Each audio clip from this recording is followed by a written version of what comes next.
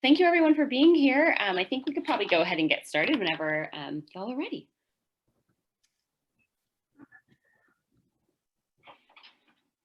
All right.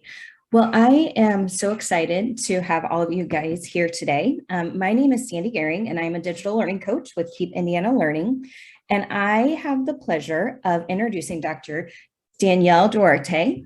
And she is a recent graduate from the Harvard Education Leadership Doctoral Program and the co-author of 2 books, Hatching Results for Elementary School Counseling and Hatching Results for Secondary School Counseling.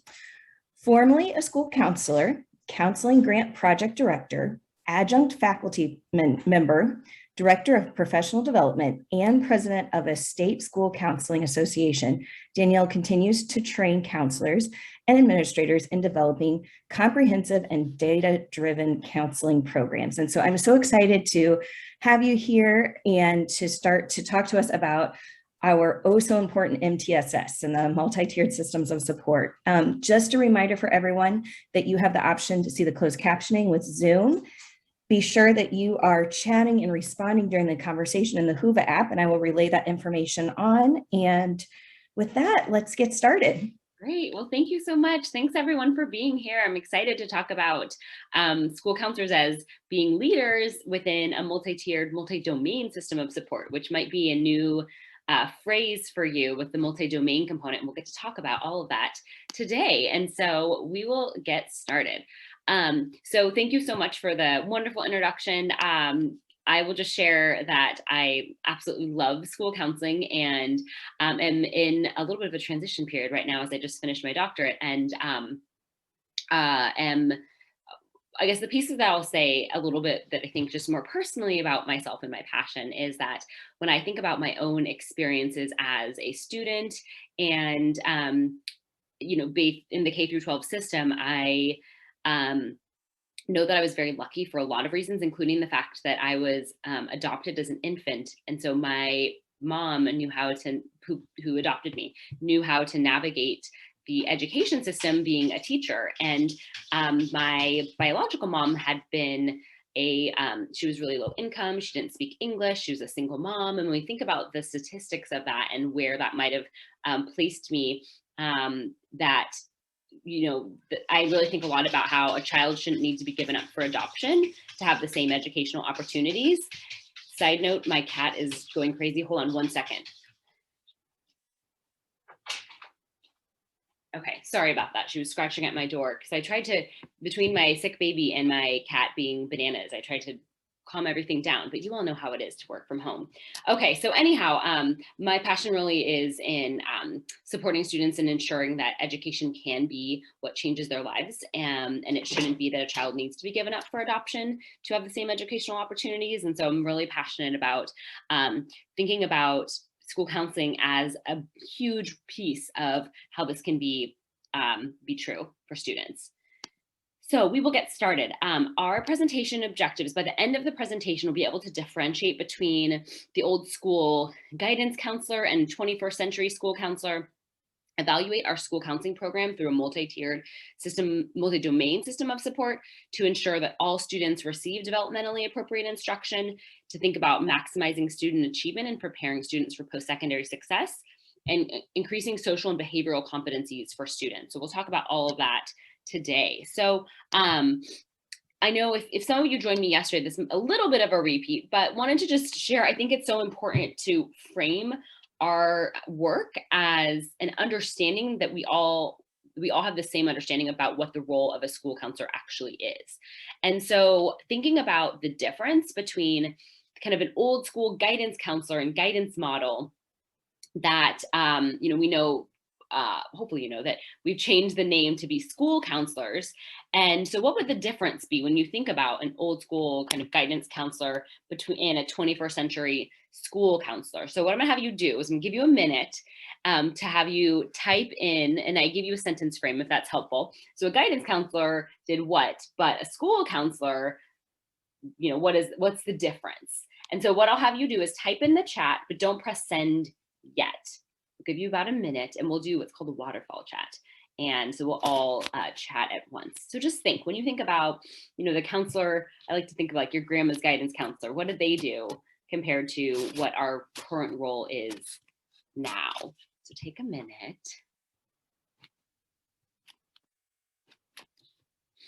Think about what that might look like. Type it in the chat. Don't press send, not quite yet.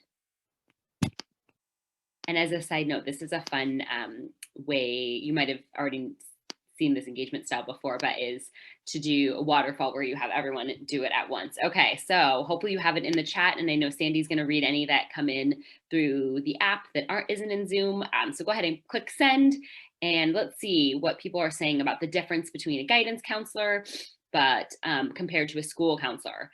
So yeah, guidance counselors being more administrative, counselors being more action-based. Yeah, what are you seeing, Sandy? I see a counselor helps with scheduling. A school counselor supports the whole child. Yep, absolutely. Yeah, and so those are some really important pieces that when we think about the role and how it's changed over time to better understand. Yeah, absolutely. So we won't go through all of this detail line by line, but really wanting to show you that you can see and better think about, for example, being reactive versus being proactive as a school counselor, and using thinking about how we can support students preventatively and in tier 1, which we'll talk more about, serving all kids as opposed to just some. We know counselors in the past, and unfortunately still today, but we're trying to get away from this, is that would serve the students who were the highest need and highest performing, and the kids in the middle really just got left behind. Just like it was said, was that focusing on the 3 domains: academic, college, career, and social emotional. So not just this idea of scheduling and just academics, but thinking about all 3 of these. Being part of the school leadership team in an appropriate role. Now I see William talked about this administrative component. And so you're right, we're absolutely not administrators, but we are part of the leadership team, which is why you all are here. We're leaders in multi-tiered, multi-domain systems of support. Thinking about outcomes of what we do, collaborating, agents of change. It's really exciting when you think about the role. And again, Jennifer put this about the supporting the whole child. And I think that has always been important. I think sometimes at secondary, we've focused, kind of more on the college and career and academic, but I think the pandemic has really helped us recognize the need all the time for that, but especially really trying to think strategically about supporting students at the secondary level in that area. So we will, now that we know a little more, I want you to also reflect, and I won't have you do this, you won't have to put this in the chat, but I do want you to think through these 2 sides and think where you feel most strong. So for example, maybe you feel really good about you're serving all students, but also where is there room to improve? Maybe you haven't focused as much on outcomes from the services, or maybe you haven't advocated as much for one of the domains, for example. So just take a minute to reflect and possibly write this down somewhere. Because I think what's helpful is when we think about our programs and where we want to improve, right? So just take a second, go ahead and jot that down for yourself. Because this can really kind of be a goal when you're thinking about what you're wanting to do to improve in the future. Okay, so hopefully you jotted something down. So the other piece to understand when we think about the school counselor role, there's 2 pieces I'm going to share. One is the American School Counselor Association national model, and then we'll get into the multi-tiered, multi-domain system of support framework. So in case you aren't as familiar, and even if you are, I always think it's good to have a review and a refresher, is that the ASCA model was developed actually in, I think 2003 was the first edition. And so it's only been around for about 20 years, but it's really important and helps us as school counselors design a comprehensive program to meet the needs of all students. And I'll just briefly walk you through this, is that the bottom portion is define. And this is when we think about the student standards and the professional standards. What do we need to have for the students that we want students to know, and what for we as school counselors, what do we need to know? And based on this information, this goes into, you see these little arrows that are kind of sneaky in here, that the delivery of our services and how we manage all of our services. So in terms of creating goals, creating lesson plans, creating calendars, mission statements.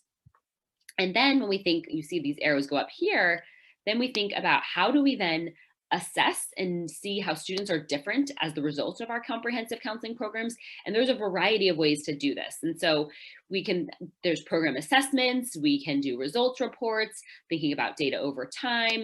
And we'll talk about that today. And this arrow then goes back down into the define, because as we're thinking about our program and as we're assessing, it helps us. It's this continual improvement model where then we can go back down and see, okay, well, our students maybe need some more support in certain standards. We as counselors need to gain additional competencies, and that can help us further improve our programs.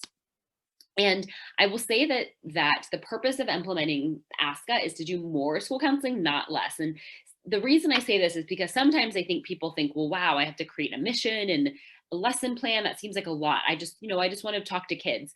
Yes, we do want to, support students. That being said, if we don't have a calendar and if we don't have a plan for what we're doing, then we aren't actually best serving kids. And so this helps us think through strategically how we can do that. And then again, assessing the results of our program to see, are we making a difference? And if there's areas where we need to continue to improve. The other piece too is thinking about the role of the counselors within a multi-tiered system of support. And so I know that lots of folks are talking about multi-tiered systems that support the idea of tiered levels of prevention and intervention. And really where MTSS came from initially was this idea of there had been an academic framework, which was often called response to intervention, RTI. And there was then positive behavioral interventions and support, so social, emotional, behavioral, and they put them together. They realized, of course, which we know as school counselors, we're like, of course, academic and behavioral go hand in hand. And if a student is struggling in one of those areas, they're likely struggling in the other too. And that's where a multi-tiered system of support came in together. So for school counselors, though, what's missing for us when we think about the domains, we have the academic, we have social emotional. In this specific MTSS model, the college and career domain for us is missing, which is why Dr. Trish Hatch created a multi-tiered, multi-domain system of supports for school counselors. And so you can see college and career is here in the middle. It's not missing anymore. And this idea of thinking about what are we providing to all students in these areas, and then using data to think through how we can use the data and to help us better support students in the tier 2 and tier 3. And so I'm going to share this video, and I will say this video you can access on hatchingresults.com/videos. This is a nice overview of a multi-tiered, multi-domain system of support. And so let me make sure it all works in the sound. Sandy, let me know if the sound isn't working quite right. Okay, let's see. Will do. Thank you. Hi, this is Trish Hatch, and today we're going to talk about the multi-tiered, multi-domain system of supports, or MTMDSS. As educators, we're familiar with the multi-tiered system of support, or MTSS, which focuses on students' academic and behavioral needs. But for school counselors who focus on 3 domains, academic, college and career, and social emotional development, we need a more robust system. We need a multi-tiered, multi-domain system of supports, or MTMDSS. In MTMDSS, school counselors ensure that all students receive the instruction and support they need to grow academically, develop socially and behaviorally, and to prepare for post-secondary options. In this system, activities, instruction, and intervention services are grouped into tiers, ranging from Tier 1 services, a core program of universal supports that apply to everyone, to Tier 2 services, or targeted interventions, which would typically only apply to approximately 20% of students. And finally, to Tier 3 services, intentional interventions, which would typically apply to between 5 and 10% of students. MTMDSS provides a data-driven approach to determining which of these levels of interventions or tiers are appropriate for any individual student. Under MTMDSS, Tier 1 encompasses agreed upon services that all students receive, such as standards and competency-based school counselor core curriculum lessons, individual student planning, which includes 4- and 6-year academic and post-secondary plans, and district and school-wide agreed upon activities and events. Tier 1 is designed to be comprehensive, preventative, developmental, and proactive. Tier 2 is designed for students who are exhibiting barriers to learning, struggling academically, or are deserving of additional supports. It uses data-based decision-making to select at-risk indicators such as attendance, behavior, credit deficiency, and post-secondary readiness data. Targeted intervention data elements, grade levels, and timeframes are queried to determine which students qualify for interventions. Depending on the student, Tier 2 interventions may include short-term individual or small group counseling, progress monitoring, consultation, collaboration, and referrals to resources within or outside the school building. Tier 3 services are designed for students experiencing emergency or crisis response events, or to support students with needs that remain unresolved within Tier 2. School counselors provide short-term, solution-focused counseling, consultation, and when appropriate, referral to additional resources. Over time, MTMDSS allows school counselors to spend more time implementing proactive Tier 1 action plans and less time engaged in reactive Tier 2 and Tier 3 activities. The ultimate goal is to ensure all students achieve their greatest potential and graduate ready for post-secondary success. So this video, I think I love it, and you are welcome to use it if you ever need. Again, you can find it at hatchingresults.com/videos, but you can see that it very clearly and easily shares the role of school counselors. Oops, let me refresh this. And it makes it really clear. So whether you're trying to share about your role with administrators, with school stakeholders, it's super, super clear about the way we work and how we work in each of the different tiers. So I'll pause and see if there's any questions about the multi-tiered, multi-domain system of support before we go forward anymore.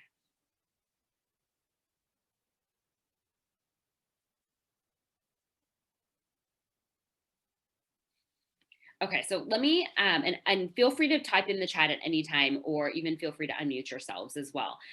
So to clarify about how ASCA and the multi-tiered, multi-domain system support go together, it's really this multi-tiered, multi-domain system support is how we're delivering services to students, right? So it's, if you think about the direct services, which is classroom lessons, individual planning, individual counseling, that's the direct services. Indirect, consultation and collaboration, referrals. So those are the ways that the two frameworks go together. And the one last thing I'll share before we dive deeper into thinking about our own counseling programs is that the second edition of the ASCA model provided some recommendations for the amount of time to be spent in each of these areas. So you can see, for those of you who are more up to date with the model, the current model in words, we don't call it guidance curriculum anymore, we call it counseling curriculum. But what you'll see though is there's some recommendations. They took these away because they understood that depending on how your program is set up and the ratios you have, and if there's other support providers that are helping in different ways, that they might not be as helpful. I personally still really like them because I think it's helpful when I'm trying to think about designing a program, how much time should I be spending in some of these things? And it's just a guideline, right? But if you think about it, at elementary, it makes sense that you're in the classrooms presenting lessons at more time than at secondary. That being said, at secondary, you're still in the classes providing class lessons, or potentially you're creating lessons for advisory curriculum. So that might be why you're not necessarily in the classes, but you're still then devoting time to curriculum to meet the needs of all kids. And then of course, individual planning is higher at secondary and lower at elementary, but again, you're still doing it at each level. So this is just helpful. And again, this PowerPoint you can access through the app and you can click on it and then look at all of these things, but just, I think it's really helpful to think through. So we are going to use this multi-tiered, multi-domain system of support planning guide today. And you can access it either through this bit.ly or it's also connected to the conference presentation within the app. So I'll give you a minute to download it and access it. And what we're going to do, because this is the deep dive, right, as counselors being leaders within a multi-tiered, multi-domain system of support, is think through our counseling program and where we feel good and where are areas that we want to keep developing and refining. And especially, I think, as we are considering our programs for this fall, knowing that it's been, quite a year and a half for all of us. And really trying to start fresh in thinking about designing our programs that meet the needs of all of our kids and recognizing our kids do have a lot of needs in all of those areas, academic, college, career, and social emotional. And this will really help us think through and use these planning tools together. All right, so hopefully you have all gotten it either again through the bit.ly or through the app. And we're going to start with tier 1. So what I'm going to do is I'm going to walk you through each of the components of tier 1. And as I'm doing it, what I would like for you to do, and as a side note, I know this is a PDF document, so you might actually want to just grab a piece of paper and jot down some notes. I know it's a little bit hard sometimes to type into a PDF, but what I want you to think about is your own program as I'm going through these components, and what would you fill in for this, because you will have a few minutes to fill in each of these components. All right, so let me talk about this. When we're thinking about a multi-tiered system of support, one of the things we think about is this idea of franchising. And this might seem a little crazy because I think in franchising and education maybe comes off as like not the most positive word, but let me give you an example. So when we think about a franchise, like McDonald's, for example, Dr. Trish Hatch, she likes to go to not to McDonald's, excuse me, to Greece every year. And there's a specific island in Santorini that she likes to go to, and they put up a McDonald's a few years ago. And so you can see her post worried about the island, changing significantly. But what you think about with McDonald's is that you know what to depend on, right? You know that you can go in, you can get chicken nuggets, you can get fries, you can get a Big Mac. But what you also know is that, have you visited a McDonald's in whether it's Greece or in Hawaii? In Greece, there's a McEuro.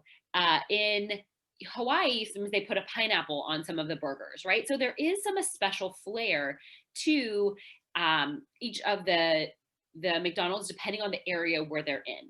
And so the reason we talk about this is when we think about franchising counseling services, that do we have consistency within our school site and our counseling services?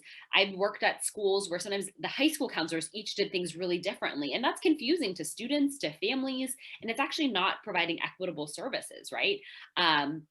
Because one counselor, for example, was using paper for your plans. Another one was doing them online, and so kids could save them. And so how can we think about where are the things that we want to be consistent in for our programs, and where there might be some, specific flair based on our school site that we need, maybe to do some adapting and add a pineapple, for example. And so really when we think about schools within our district, we know that students often can potentially switch between schools. And so how do we have consistency and decide upon things as a counseling team within our district that are clear and consistent so that people understand our role, and that we also better understand our role in our delivering services to students? And so when we think about franchising counseling services within the tier 1 domain, we have counseling curriculum, individual planning, and district and school-wide activities. So I'm going to start with the curriculum. Is that it's basically provided to every student because, as Trish likes to say, because they breathe. So it shouldn't be, only some kids that we think, oh, these kids are college bound, they should get the FAFSA and college career lesson. No, it's every student. We create a scope and sequence. It's within academic, college career, and social emotional domain, developmentally appropriate. There's family connections, and then we also are thinking how we can assess lessons. So I'll give you an example. This is from my previous middle school when I was a counselor at a middle school. And I'll walk you through how we thought through our curriculum. And again, thinking through what curriculum do you provide?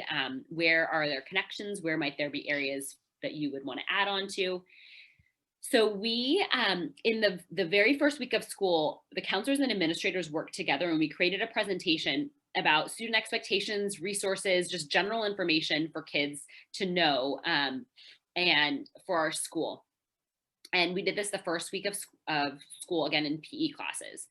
We then, a few weeks later, did a Respect Yourself and Your Future lesson, to help students, again, know about resources related to bully reporting, but also thinking about how could we create a safe and welcoming campus community. And every student made a pledge about how they were going to do that. And we also did it in alignment with an assembly. We then, in the end of September, about a month later, we did an academic success and 8th grade promotion lesson. And this was right around the time of progress report. So we made sure that every student could check their grades online during this presentation. And then about a month after that, we did Red Ribbon Week, drug-free healthy living, and that was in science classes. And so then between basically in November and December, since we felt pretty good about having a solid tier 1, we then spent November and December doing a lot of energy and emphasis on our tier 2, thinking about kids who were either struggling academically or behaviorally, but had this really solid foundation, as you can see. And then after winter break, we did a behavior expectation review. As we all know, kids forget things. You can't just tell them one time. And so we would review the expectations and also think through, were there things that we saw coming up that were, continual challenges for our students that we wanted to make sure that we included. And again, we did it in PE. We then focused on some college and career readiness in January, where we did college exploration. Our 8th graders took a career assessment, and we had a college and career day. Then started thinking about transition to high school for our 8th graders, did 4-year plans, and the high school counselors came over, and that was February, March. In April, we know sometimes spring fever hits our kids, and we then created a positive decision-making lesson. And finally, we did some transition to middle school for our elementary kiddos in May. So this is how we thought through our tier 1 with our counseling lessons, but you can also see there were some school-wide activities that are kind of hidden in here that we'll talk to that were connected directly to our class lessons. Here's another example. Well, so I'm presenting 2 times today, this time and then a kind of a deeper dive even into multi-tiered, multi-domain systems of support. But I'll just give you this as another example where this is an action plan where you can think through where very clearly what the materials you would use and about how many kids are being served, the attitudes, skills, and knowledge kids are learning. For example, this is what that might look like. And you can see this example for a 9th grade where they have a credits matter lesson, drug and alcohol awareness, and a Naviance lesson for college and career. So for individual, and so this again is counseling curriculum that you're providing directly to students in terms of lessons. And sometimes what happens is that counselors might design the plans and might have it be taught by advisory, but again, it's still being developed by you and in a scope and sequence for your students. The second component of tier 1 is the individual student planning. This can be conducted in classrooms, small groups, and or individually. What I'll share is that we, as you could see in my previous action plan, is that we did have some 4-year planning in their classrooms. And the reason for this was because, especially I think at 8th grade, when they're thinking about their high school, that there's a lot of very common information that all kids need to know. And so rather than taking like 20+ minutes per student, not to say that's not helpful, but giving the overview for all kids in the classroom, and then I would have individual meetings with students. And so this can be a really great way to think about individual student planning, where you do something in the classes and then consider ways to meet with kids individually, to follow up, to check. And then you can have a deeper dive conversation and all the kids have a common language, and also considering ways to include parents and families in these conversations too. And I think Zoom has really, and other virtual connections has really helped us think differently about these connections too, where it used to be that parents had to come to the school, but now we can think I think we're thinking differently about, we can have these meetings and, you know, have our families either Zoom in or even call in, because it's really important that families are a part of these conversations when we're thinking about students' post-secondary plans. And then the third component of the tier 1 is school-wide activities. And so these, again, are connected to your classroom lessons. And so, for example, for drug and alcohol awareness for Red Ribbon Week, you might have dress up days and an assembly that's connected. For the interest profiler, like I was saying, we would do career lessons. You might have a college and career day. And so thinking about school-wide activities perhaps differently than you have before. So rather than kind of random acts of school-wide activities, thinking, how can I connect this to a lesson or some content where kids can more deeply understand? Because if I just have an assembly about, you know, respect at school, or if I only have college and career day, but don't have an opportunity for kids to actually process what they're learning, you know, doesn't stick as well. So that part is really important too. So what I'm gonna have you do is I'm gonna give you just a few minutes and think through, again, whether it's you're typing on your computer or you're taking a note, filling in your tier 1. Remember, there's 3 different areas. There's 3 different domains: academic, college, career, and social emotional. And there's, again, the curriculum, there's individual student planning, and school-wide activities. So fill this in, just take a few minutes, and then thinking about a strength in an area you want to further develop. So I'm going to put a little timer on.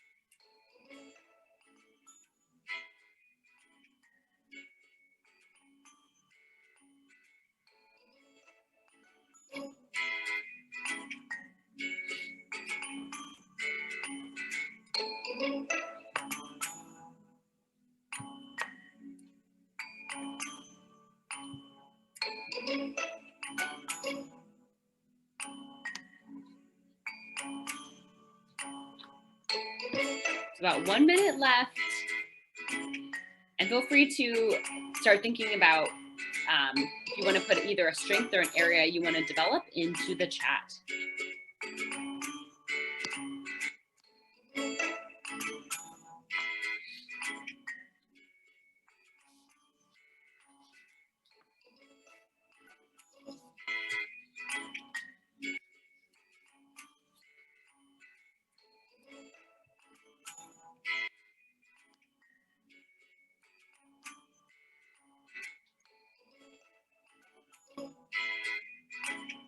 All right, finish up your last ideas.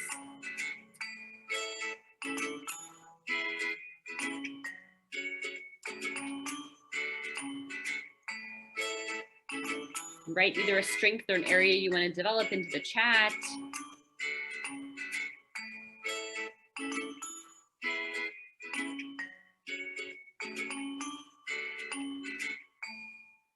All right, so hopefully that gave you a few minutes to start thinking, right? And I think the more we're able to reflect and then think about how we're going to plan for next year, it's really, really helpful. So thinking about either a strength when you looked at your MTMDSS for tier 1 and or an area that you want to work to develop further? I'll see if there's any folks that are putting any of that in the chat. And the reason I like the ability for us to chat and to share a little bit is for us to just, I think it helps us recognize that we're not alone in this work that we're doing, and that that also we have things to celebrate with our strengths, but that there's room for improvement too. So I'm not sure, Sandy, if anyone's putting anything in the chat in the other platform. I am still waiting to see some that's people fine. I'll give put people something just in a the minute chat. as you might be thinking about, again, a strength or somewhere, an area that you want to work on a little bit further. What did you reflect on in that few minutes?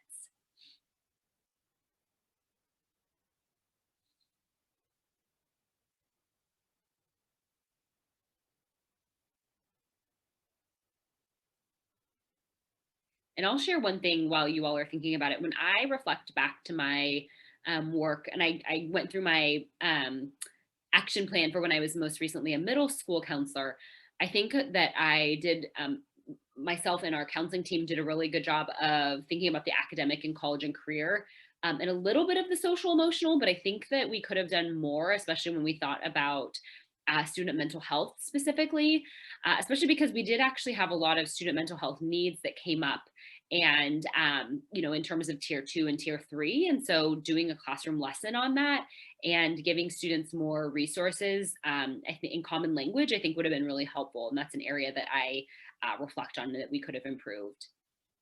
And yeah, William, I see that too, is that at elementary, it's true that often you aren't the only one that social emotional is pretty big, but doing more with college and career. And I think that a lot of elementary counselors are in the same boat as you. And so thinking, how can we think about developmentally appropriate areas to start some of that exploration with kids in college and career? I think that's a great reflection. All right, so, oops, we're not gonna do that again. There we go. Okay, so now let's jump into tier 2. So when we think about tier 2 now, there's a couple components. So often we as school counselors, we're trained in specifically leading small groups, which I do think is one portion of our role. That being said, there's other pieces that are really helpful for us to think about too, in terms of consultation and collaboration, referring to resources, even small different types of interventions that might not be traditional small groups that we'll share a little bit about. And then this box is really, really huge, the agreed upon data elements. So when we think about how do we identify students who have a tier 2 need, that rather than it just being asking for teacher referrals or students referring themselves, that's a component, but instead really the larger thing for us to think about is how do we actually query our data, and how are we strategic about ensuring that any student with 2 Fs or any student with 2 behavior referrals or whatever we decide, that they get scooped up basically to get extra help. Because I'm sure you all have experienced this, where I used to have when I was an elementary counselor especially, I feel like there were some teachers who referred like more than half their class, and then some teachers that I never heard from, right? And so if I was only listening to what teachers were saying, I would miss kids and maybe actually have some kids overrepresented.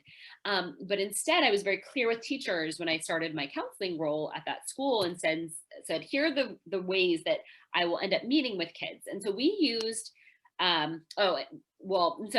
we use this, let me skip ahead for a second. We use this planning worksheet that you'll see in the PDF that I'll walk you through, that helped us think through how students were identified. Before I do that, I'll go back one slide. And so previously, when we think about tier 2, it was a lot of times random acts of guidance, right? Whatever kid came in, whatever parent called, teacher called, that's who we were previously meeting with as, maybe old school guidance counselors. And to be fair, I know some of this still happens a little bit, but when we're trying to think through updated practices, being data driven, and we'll walk through that worksheet to think about how that looks. So waiting for teacher referrals and instead regularly querying data. So I used to have in my calendar times that we would pull certain data. So we would pull attendance data monthly. We would have that on the calendar at the time of progress reports and end of grade reporting periods. We would then have that on there so we could pull our DNF data and do progress monitoring.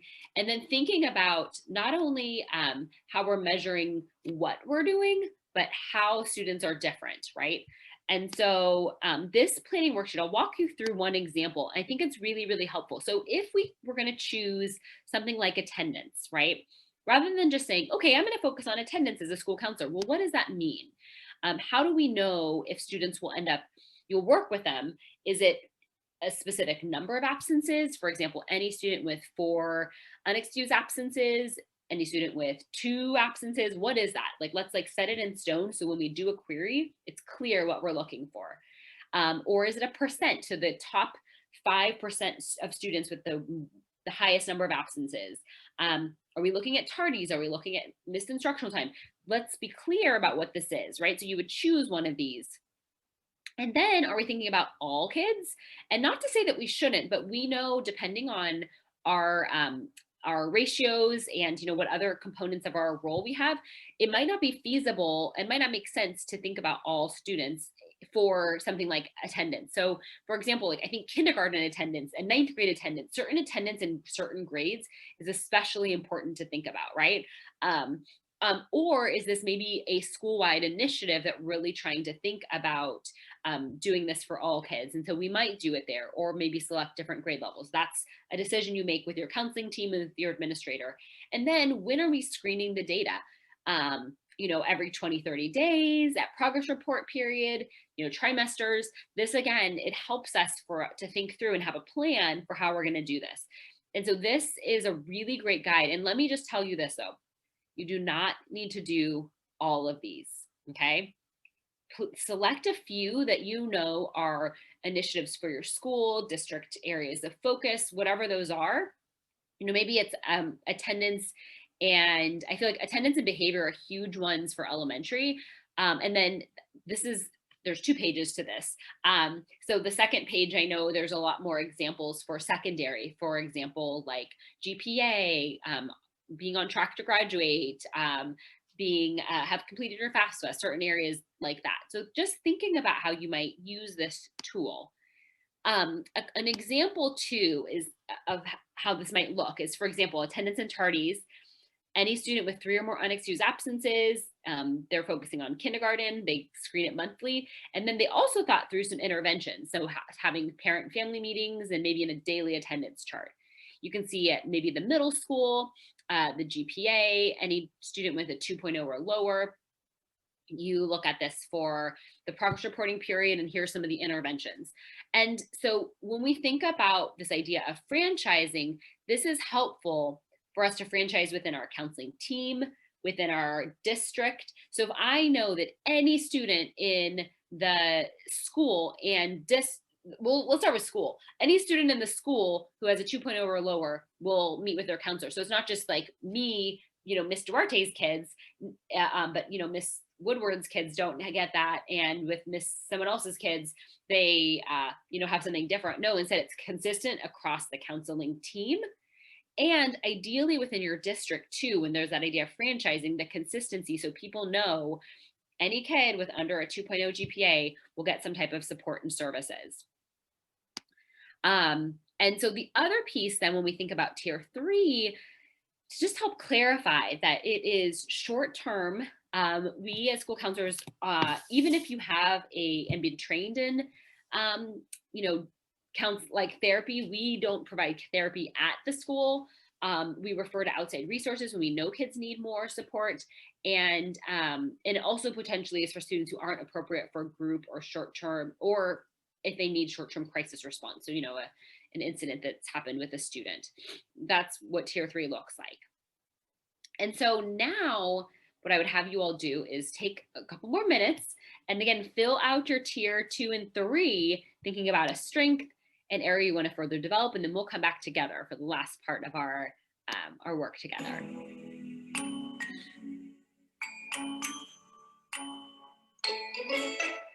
Just as a reminder, remember to think about the data components.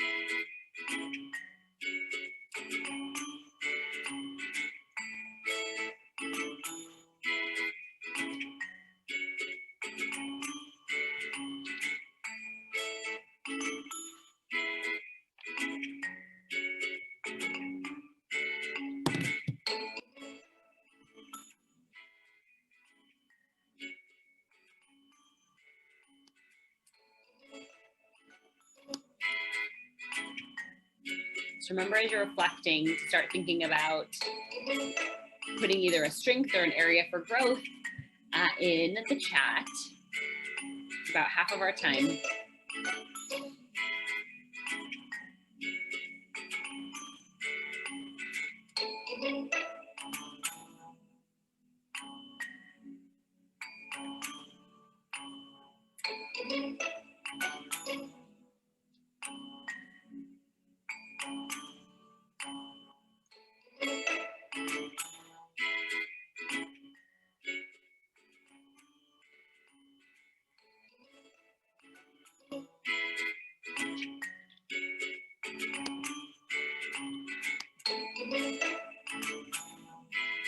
All right, about 45 seconds left.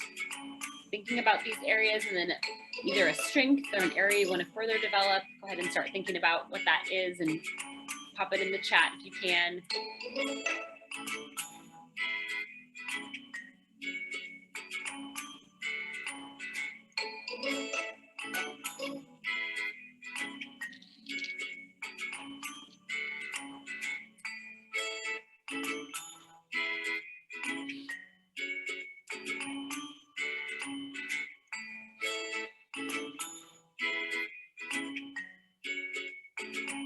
All right, last 10 seconds.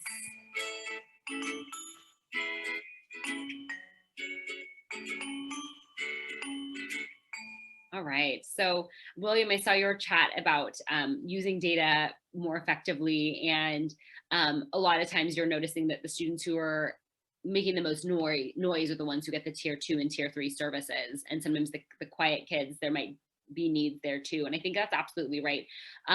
Different types of surveys you can potentially use. I know Panorama is pretty popular for a lot of districts, but I know there's other ones too that potentially also identify internalizing behaviors that can be really helpful. And I think what can be hard with tier 2 and tier 3, and I experienced this as a school counselor too, is that understandably, whether it's teachers feeling really in a bind with students and frustrated, or administrators saying, you need to talk to the student right now. We're helpers. We got into this because we want to help, and we want to, to help when people are asking for it. And so it's not to necessarily turn people away, but having a plan in something like, let me, if I go backwards, like this, where it's very clear to everyone. So people aren't thinking, so people know, okay, well, kids with unexcused absences, the counselor is going to be talking with them, that students with 1 or more F in the required classes at the high school level, they will be getting some type of support. When you create a plan like this, it does help people better understand and also kind of respect that. And you still will have referrals, but it helps you kind of sort through them and also be more clear to people about the fact that you are going through data and you're doing your best to actually not miss kids. And if you are only referral based, that's actually when you might miss more kids as opposed to the reverse. And so it can be really helpful to think through planning like this. So the last piece that we'll go through, we're going to do kind of what I like to call speed dating, is thinking about how kids are different because of our work. And so we'll talk about this more in the next session, about the catching results conceptual diagram, this idea of the process or participation data, ASCA changed the names, but of the who, what, where, when, why, what are we doing for kids, whether it's curriculum or small groups when you think about, or some type of tier 2, when you think about what we just shared as some examples, what are the attitudes, skills, and knowledge we want kids to learn? And then with that, we're hoping behavior change will happen, and that then students will be attending school more, there'll be fewer discipline referrals, improved GPA. So like I said, there was a second part of this presentation later today, but what I want to share is, let me show you an example of this so that you can think through how this actually looks when we're using the different types of data. Okay, this is my favorite presentation to share, and I'll go through it quickly, but again, you have this. These are counselors at elementary, and they used to be split between 5 to 6 schools each, meaning that sometimes some of the counselors couldn't even visit each of their schools once a week. But they worked together as a district team, created this presentation showing the work they did to be really strategic in how they were supporting kids. And I like this because I feel like if we think, I don't have time to do that, they had 5 to 6 schools. We all can figure out the way to make the time. So I'm going to present this as if I was one of these counselors presenting, and I want you to think about what you're learning about the counseling program. Okay, so hi everybody. We are so excited to be here and talk with you about the results of our 4th grade classroom lessons when we introduced post-secondary options and degrees to our students at the elementary level. We want to start with our mission statement of our counseling program for our district, ensuring all students receive attitudes, knowledge, and skills they need to be prepared in the academic, college, career, and social emotional development. We partner with families in the community to advocate for equity and access and empower students to have a well-rounded, challenging, equitable program so they can flourish. We use the American School Counselor Association model in the 3 domains of academic, college, career, and social emotional development. Our SMART goal that's connected to this specific lesson of 4th grade is that we wanted all of our 4th grades to have an increase in their knowledge of post-secondary educational options and be able to identify degrees that students could learn. And so we, our goal was to make sure every 4th grader in our district had 2 lessons from the Kids to College program. And alongside that, we also invited career speakers and college speakers. Kids created a college pennant, so we'll tell you more about that. So why did we teach this? Well, we know that based on our data within the California dashboard system is that we know that college preparation is a key component, and we wanted to align our work with this information and making sure that our students get early exposure to college and career, because we know that can help support them in the future and prepare them for middle and high school and beyond. There's also research that talks about kids who know that if they want to go to the university by age 10, they're more than twice as likely to get into the most selective colleges. And, you know, it's not about, for us, about selective colleges, but we know that when kids are going to 4-year universities, their rates of graduating are higher than students who go to community college. And so nothing against community college, but really wanting our kids to just have a college mindset and really be able to think about these.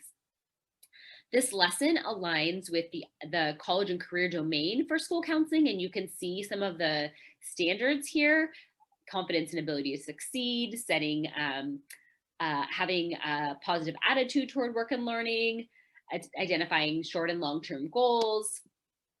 And it supports the district goal that students will have a safe and equitable learning environment to promote college and career readiness.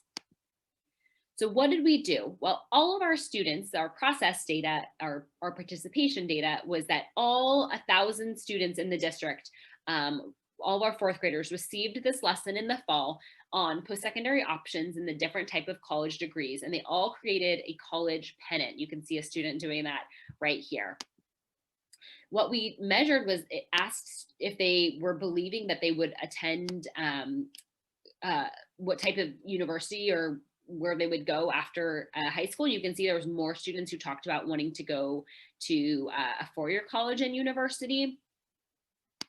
That more students knew about a bachelor's degree, that they could earn a bachelor's degree at a 4-year college, again, trying to get some of that college vocabulary in.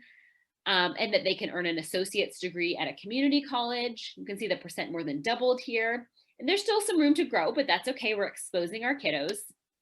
And they all created a college pennant. And next time, we're going to have them actually do it and apply it to creating a college pennant and a couple college facts that we would add to that too. So that was an area of upgrading for us.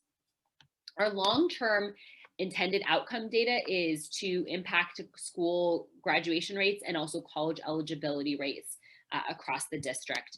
You know, when we look at our district data, you can see, and I know some of you all aren't from California and aren't as familiar, but what you can see is that there's some areas that we are doing well in that are green, but there's some student groups like our foster youth and students with disabilities, and actually our students who are Asian, who are not doing as well with graduation. And so we want to help maintain and also improve in these areas as well. And so just a summary is that our fourth grade students received valuable information about post-secondary options and the different types of colleges and degrees. So we saw knowledge growth related to the lesson content, and the Kids to College curriculum helps support district goals so that we can make sure we're preparing all students to be college ready. Some next steps and some lessons learned and limitations. So not all of our students created pre-post assessments because some kids were absent or sometimes didn't complete the assessment. So that's a little bit of a limitation in our data. But thankfully we had close to 1,000 kids that did respond. We want to make sure that we think about creating our flashlight presentation goals earlier in the year so we can work together collaboratively as a district team and get more data appropriately. And also focus, one of the lessons learned is to focus on one topic. Because we're split between multiple schools, it's hard to have enough time to provide solid content to our kids. And so we recognized while we talked about post-secondary options and degrees with kids, it got a little confusing for our fourth graders because the knowledge was so vast and their knowledge, there was a lot of information we presented, and wanting to instead thinking about only do one of the topics, or if there's more counselors, we could do both. And then we wanted to make sure we completed the assessments right after the lessons so that to see what kids learned. So just thank you for all the support you've given us, and we are really grateful to work in this district and partner with everybody. So if you think about it, I know we have like 1 minute left, so I won't have you do this, but I want you to think about what you learned about the school counseling program and how you would use data to share counseling program results. So actually in our last minute or so, I would love for you to type in the chat, what's one thing you're going to do having learned about the multi-tiered, multi-domain system of support and thinking about being leaders, whether it's a way you would use data, or what's one takeaway you're having that you are thinking about implementing for the future. I know some folks have talked about being more strategic with data for tier 2 and tier 3, maybe some additional thoughts related to college and career, thinking about like really making a commitment, because when we're thinking about our, our objectives, that we can hopefully differentiate between an old school guidance counselor and a 21st century school counselor, evaluating our program, but as we're evaluating, how does that impact the work we want to do? So I'll give you all a pause to see if you want to type anything into the chat about, commitment you're going to make, a next step you're thinking about. And then if there's any questions in the last minute, I know we're right up on the edge of time. Dr. Duarte, I wanted to honor too, a couple of chats came in late for me on tier 1. So Cami said that she feels that she does well with individual student planning, but can improve on tying lessons to school-wide activities. Oh, awesome. Thank you. And then Jennifer said she would like to incorporate more community involvement in career lessons, activities, and exploration. So great. Yeah, I just wanted to honor those. Thank you. Yeah, and those are, and you know what I think the nice thing about us having been chatting throughout this time is that sounds like people are already thinking through things that can help them when they're considering next year and designing their programs. Kind of, in a way, it's kind of this time to redesign, because your program was a little bit out the window, I feel like, for the last possibly year and a half or so. And this allows you to have the space to think, what do I really want to do? And how can I be strategic in this? And when I see William of thinking about the risk indicators that you'll set up as helping you focus in your data. So I just want to thank you all for being here. I know we had a little bit less time for questions and we're right a minute over, but I have a part 2 presentation. So would love for you all to come back and have more samples and examples, and we'll have some more time to chat as well. So thank you all, and I hope you're having a great conference. And thank you so much, Dr. Duarte. So many great things that we can take to start that school year off ready to go next year. Make sure everyone is following her on Twitter and that you are tagging that virtually different also, and following Keep Indiana Learning. So thank you all so much, and we look forward to hearing more later on. Yeah, thank you. All right, bye.